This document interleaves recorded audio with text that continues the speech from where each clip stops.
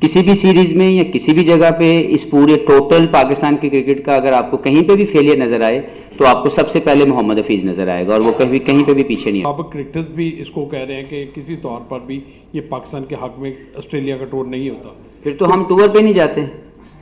तमाम फेलियर की जिम्मेदारी लेने में सबसे पहले मैं खुद दूंगा, मैं अपना हाथ खड़ा करूंगा। हफीज भाई, आपने कहा कि आप क्योंकि टीम डायरेक्टर हैं, स्ट्रेटजी डिज़ाइन करते हैं और अपनी जो स्ट्रेटजी है वो कोचेस के साथ डिस्कस करते हैं, जिसके बाद आप उनको इंप्लीमेंट करते हैं और ये बड़ा इंपॉर्टेंट रोल है।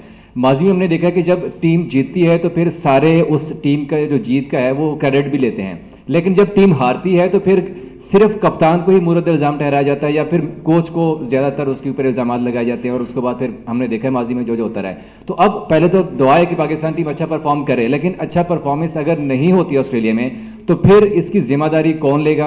क्या आप सामने होंगे कि भाई ठीक है माई रिस्पॉन्सिबिलिटी है? देखिए, मेरे पूरे कैरियर में जब मैं प्लेयर था वो तो गुजर गया। एज ए मैनेजमेंट मैं बड़ा क्लियर बताता जाऊँ कि तमाम फेलियर की जिम्मेदारी लेने में सबसे पहले मैं खुद दूंगा, मैं अपना हाथ खड़ा करूंगा अगर फेलियर होगा। और जो क्रेडिट है वो मैं लेने वाला बंदा ना पहले था और अभी भी सारा क्रेडिट प्लेयरों का है।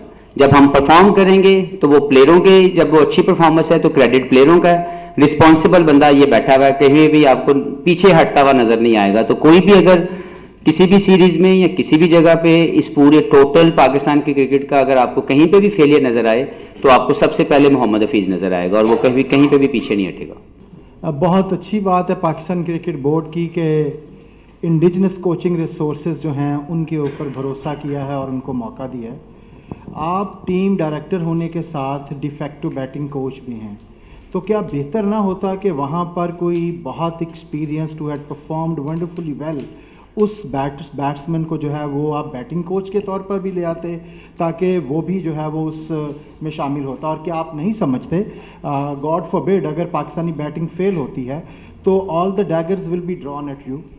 जी, मैं आपको बता दूं कि मैं बैटिंग कोच बिल्कुल नहीं हूं और जो आपकी वाली बात है वो अभी तक, क्योंकि हमारी जो टीम मैनेजमेंट है वो आपके सामने नहीं आई, क्योंकि उसमें एक आध चीज टेक्निकल को थी, वो इंशाल्लाह बहुत जल्दी आप तक वो आ जाएगी। Total management of the team जो यहाँ पे टूर कर रही है, वहाँ पे ऑलरेडी हमने जो ऑस्ट्रेलिया के जो हमें ज़रूरत है, क्योंकि कंडीशनल जो एडजस्टमेंट रिक्वायर्ड है, स्ट्रेटेजिकल जो एडजस्टमेंट रिक्वायर्ड है, उसके लिए हमने वहाँ से जो है कोचिज़ को अपने साथ जो है इंगेज किया है फॉर दिस सीरीज़ और बहुत जल्दी आपको उनके नाम भी मिल जाएंगे।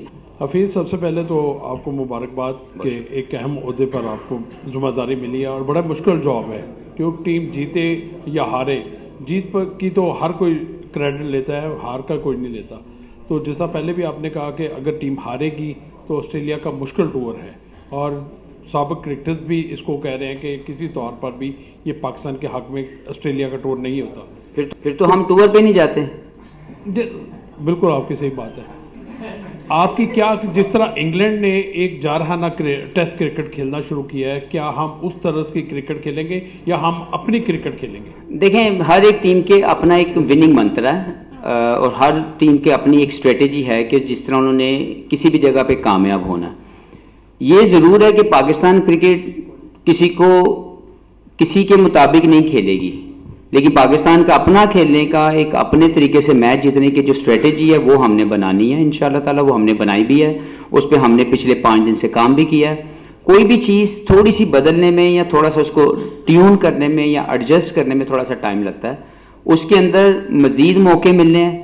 इस टीम को मज़ीद ज़्यादा हमने जो है प्रैक्टिस के अंदर उस चीज़ के मुताबिक, गेम प्लान के मुताबिक खिलाने की पूरी प्रैक्टिस करवानी है and I am sure this girl will adjust accordingly, क्योंकि जो पाकिस्तान की क्रिकेट है वो हमेशा अग्रेसिव क्रिकेट खेल के ही ज़्यादा बेहतर परफॉर्मेंस देती है। तो that is a very clear message to all the players कि एज ए टीम मैनेजमेंट हम उनसे अग्रेसिव माइंडसेट के मुताबिक क्रिकेट खिलवाना चाहते हैं और उसका जो रिस्पॉन्स है जो भी आएगा उसके मुताबिक स्ट्रेटेजी बनाई जाएगी। लेकिन हम किसी को देख के अपने आप को उसके मुताबिक नहीं बनाएंगे, लेकिन पाकिस्तान का एक अपना बड़ा स्ट्रॉन्ग वे है to win the matches anywhere in the world. हम उसको मजीद ज़्यादा जो है वो पावरफुल करेंगे ताकि वो जो प्लेयर्स हैं वो बेहतर परफॉर्मेंसेज लेके आए। अच्छा, मेरा सवाल ये है कि इंसी भाई ने कहा था कि वर्ल्ड कप जाने से पहले आखिरी रात को सेंट्रल कॉन्ट्रैक्ट साइन हुआ था, फाइनलाइज हुआ था एक इंटरव्यू में।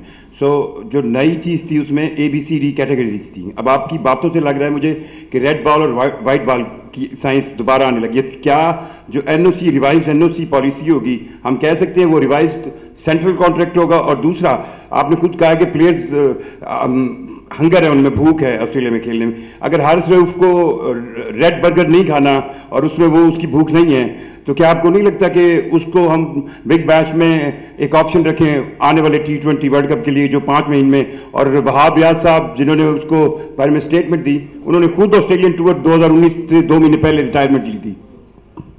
देखिए, आपके दो तीन सवाल आ गए। पहला सवाल कि आपका न्यू एनओसी क्या सेंट्रल कॉन्ट्रैक्ट होगा भाई? जी, मैं आपको बता दूं, जो सेंट्रल कॉन्ट्रैक्ट है जो दिया गया है उसी के मुताबिक सारा ये सीज़न चलना है, क्योंकि उसमें कुछ बदलने वाला नहीं है।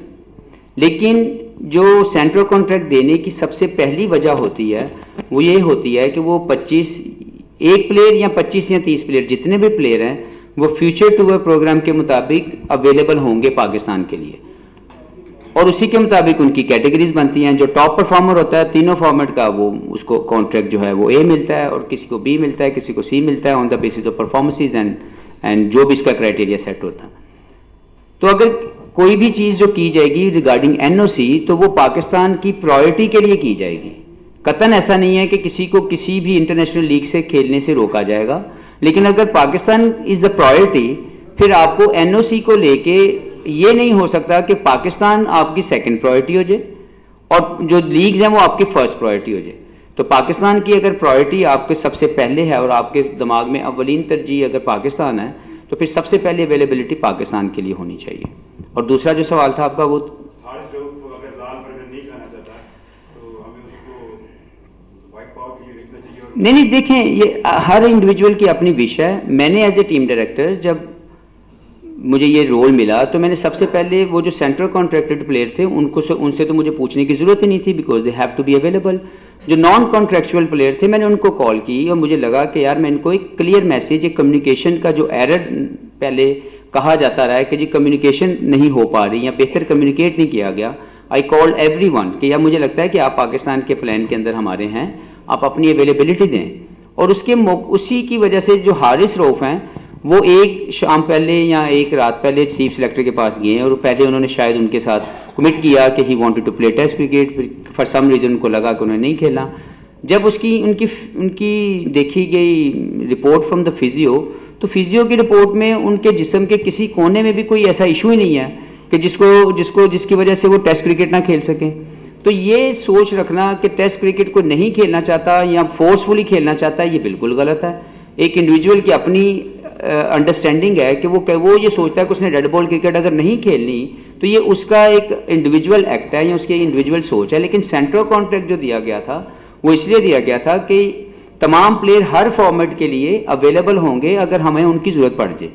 तो अगर हारिस रऊफ के केस के अंदर अगर उन्होंने अपनी अनअवेलेबिलिटी शो की है कि वो नहीं खेलना चाहते रेड बॉल क्रिकेट, तो इसके ऊपर जो सेंट्रल कॉन्ट्रैक्ट के ऊपर जो भी डिसीजन लिया जाएगा वो on the basis of Pakistan future tour programme लिया जाएगा कि हमें पाकिस्तान के फ्यूचर टूर प्रोग्राम में किन लोगों को कब किस वजह से क्या कैटेगरी देनी है, फॉर श्योर।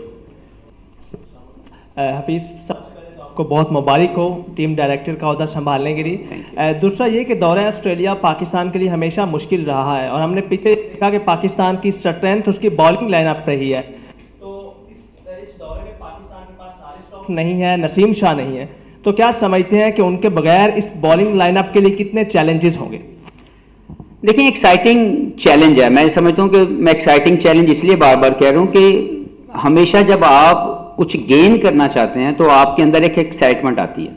हमारे जो फास्ट बॉलर्स हैं ये पाकिस्तान के, अगर नसीम किसी वजह लाइक वो अगर इंजर्ड हैं तो उनके जाने से कोई इतनी ज़्यादा मैं नहीं समझता कि आप सिर्फ एक बंदे को जब आप मैच हार रहे हैं तो कह दें नसीम नहीं है तो इसलिए हम मैच आ रहे हैं। उसने अपना एक रोल प्ले करना है। जब भी इंशाल्लाह, फर्स्ट ऑफ ऑल मैं विश करता हूं कि जल्दी से रिकवर करें और पाकिस्तान के लिए दस्तयाब हों।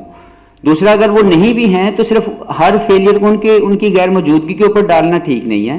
हर प्लेयर को जब अपॉर्चुनिटी मिलती है तो वो उसने डिलीवर करना है, और अगर किसी भी वजह से जो फेलियर अगर आ जाता है, अगर वो परफॉर्मेंस नहीं हुई तो अगले दिन दोबारा जाकर फिर कोशिश करनी है। तो इस टीम के अंदर एज ए बॉलिंग यूनिट मैं समझता हूं कि बेहतर बॉलर मौजूद हैं और जो बेस्ट इस वक्त पाकिस्तान के सिस्टम में मौजूद हैं वो इंशाल्लाह वो अल्हम्दुलिल्लाह वो टीम के साथ सिलेक्ट हुए हैं। कुछ प्लेयर हमने आइडेंटिफाई किए हुए हैं, उनके ऊपर ग्रूमिंग के ऊपर काम होगा। और इस कैंप के अंदर मैं आपको बताता चलूं, जब हमने जो 18 का स्क्वाड सिलेक्ट किया था, हमने 7-8 बॉलर उसके अलावा भी बुलाए थे, जिसमें फास्ट बॉलर भी थे और स्पिनर भी थे। उसका मकसद ही ये था कि हम उन लोगों को उनकी जो भी इश्यूज इस वक्त वो ऑन गोइंग इश्यूज है उसको आइडेंटिफाई कर सकें, उनको राइट सोल्यूशन प्लान दे सकें, ताकि जब भी वो हमारे पास आए, जब भी हमें उनकी जरूरत हो तो वो एक रेडी प्रोडक्ट बन के हमारे पास पहुंचे, which I am sure they will also work hard.